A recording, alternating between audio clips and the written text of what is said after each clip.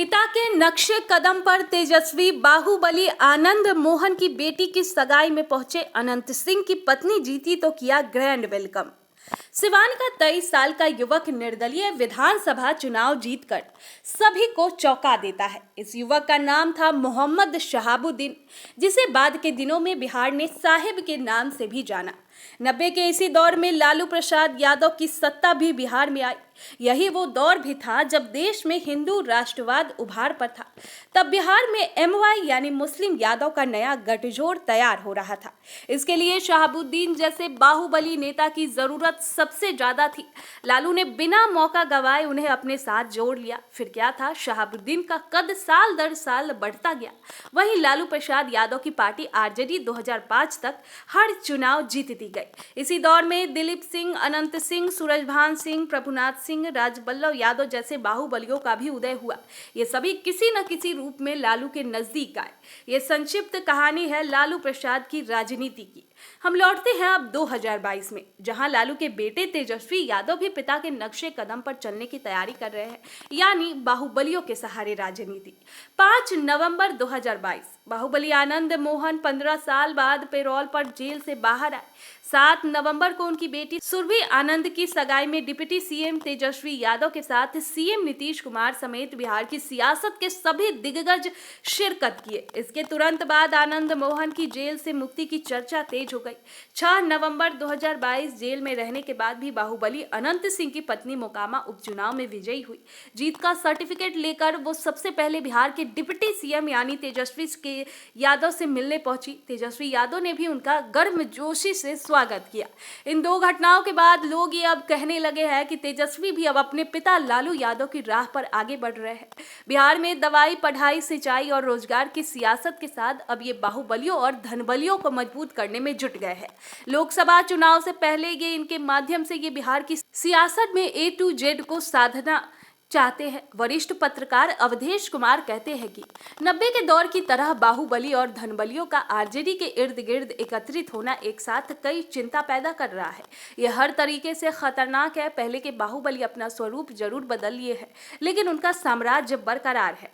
वे अगर शासन में कानून का राज स्थापित करने के लिए नहीं आएंगे। वे जानते हैं कि शासन स्थापित होगा तभी उनका प्रभाव कम होगा। अगर शासन कमजोर होगा तब बिहार के लिए ये खतरनाक होगा। तेजस्वी की राजनीति के प्रति लोगों की गहराने लगी है आशंका। आपको बता दें कि तेजस्वी यादव का बाहुबलियों को समर्थन देने पर बिहार के वरिष्ठ पत्रकार मणिकांत ठाकुर कहते हैं कि 2020 में जिस युवा पीढ़ी ने तेजस्वी पर भरोसा जताया था, उनमें अब आशंका गहराने लगी है। बुनियादी जरूरतों के जगह ये भी जातीय दायरे में उतरने लगे हैं। मणिकांत ठाकुर कहते हैं कि अगर तेजस्वी की सह पर ये बाहुबली फिर से उभरते हैं तो ये तय है कि आम जनता का नुकसान ही होगा। इससे अब ये बात भी तय हो गई है कि अब इन दलों की राजनीति को बाहुबलियों, अपराधियों और दागी छवि ने नेताओं से अलग रख पाना संभव नहीं है। बिहार में बाहुबल का इतिहास 4 दशक पुराना है। 1984 के आसपास इनकी एंट्री हुई। धन और बाहुबल के जरिए इन्होंने सरकार बनाने से लेकर बिगाड़ने तक का खेल खेला। 1990 के दौर में ये जिस नेता के कंधे पर अपना हाथ रख देते थे, उनकी जीत पक्की मानी जाती थी। बूथों पर बंदूकबाजों की चलती थी और लाशें भी गिरती थी। तब बिहार में होने वाले अधिकतर चुनाव रक्त रंजित होते थे। बाहुबली और उनके गुर्गे बूथों पर कब्जा जमाते थे। 90 के दशक में ये पार्टी का झंडा थाम खुद राजनीति में उतर गए।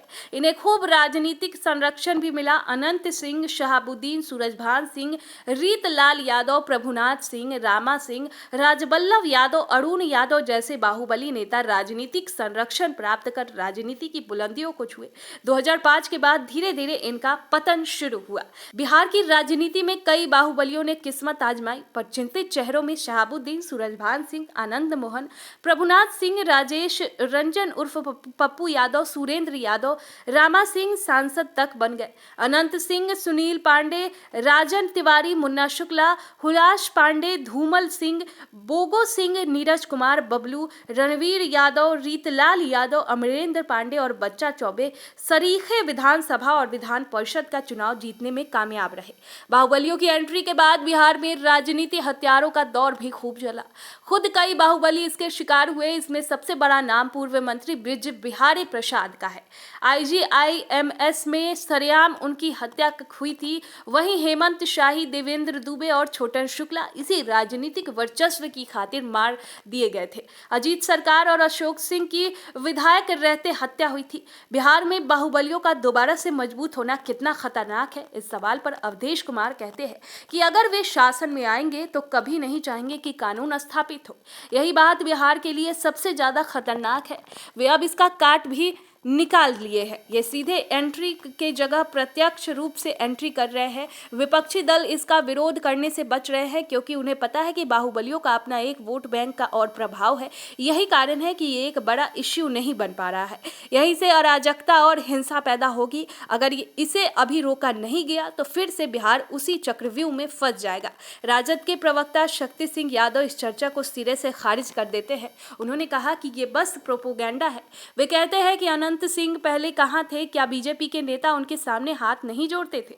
वे अगर बाहुबली होते तो बार बार नहीं जीतते। उन्होंने कहा कि आनंद मोहन को बाहर निकालने का कैंपेन लंबे समय से चल रहा है। उन्होंने कहा कि बिहार में अब केवल कानून का राज है। अगर कोई अपराध करेंगे तब उनका फन कुचल दिया जाएगा। बीजेपी के प्रदेश प्रवक्ता संतोष पाठक ने कहा कि राजद और जंगल राज एक दूसरे के पूरक है और आज जब जेडीयू और राजद एक साथ मिलकर आगे बढ़ रहे हैं तब राजद के चरित्र की छाया स्पष्ट तौर पर सरकार पर दिख रही है। बिहार का भविष्य अब अपराधियों के हाथों में जा चुका है और आने वाले समय कानून व्यवस्था के लिए चुनौतीपूर्ण होने वाला है। उन्होंने कहा कि एनडीए में बिहार को अपराध के लिए कुख्यात राज्य की श्रेणी से बाहर लाया गया था। जुड़ो दीक्षांत से, करो फ्री खुद को स्ट्रेस से। गूगल प्ले स्टोर से दीक्षांत ऐप डाउनलोड कर अपने स्टडी को बनाओ आसान और मजेदार। दीक्षांत देता है topic wise video with animated visuals and concept by the study materials.